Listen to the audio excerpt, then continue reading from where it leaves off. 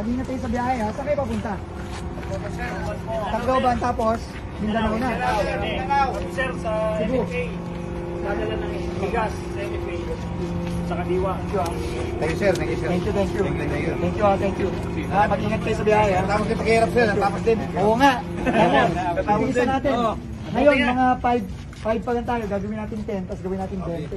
Thank you, sir. Thank you, sir. Thank you. Ingatin nyo. Ilan ang kasha?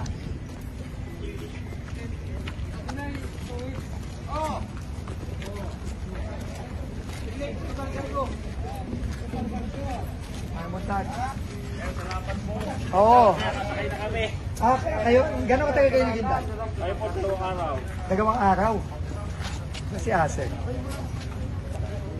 Okay, si Asek. Problema, sir, kasi sa labas walang queuing. Walang queuing sa labas? Walang queuing. So, 2 araw ang hinihintay nyo. Yung iba po, 3 araw, 4 na araw. Tapos, ang problema, walang queuing. Walang queuing, sir. So, kailangan, sino ba ang in charge? Marina o tayong PBA? Ang mangyayari lang po sa amin, honest to goodness na lang. Arrangement po natin. Honest to goodness na lang. Yung una, yun yung nauna. So, pero magagaman mo naman kasi hindi naman kayo makakapagsingitan dyan kasi manipisan Sir, tayo eh. katagalan sir nila, sir. Kapilit na eh. Kaya mas maganda po sir sana may nagtuki sa labas. Hindi, magagay tayo ng Coast Guard. Coast Guard boss. Tapos, magagay tayo ng Coast Queuing Guard, number. tapos mag-queuing number na tayo. Galing alin po. Gano'n kaya bang biyahe mo alin ang gabi? 2 hours lang. Apat. Ano po? Bakit? Oh. Ay, isa pang problema, DPWH issue din.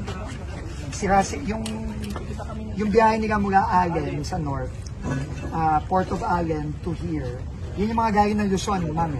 From Matlog, they go to Allen, then they go here. Umabot daw 5 oras kasi lubak-lubak daw yung cargo. Ongoing rehab yan, sir. O ongoing rehab. So kaya nga, paspasan din. Si RD. Yes, RD. Yes, gusto natin yung kalye mo daw.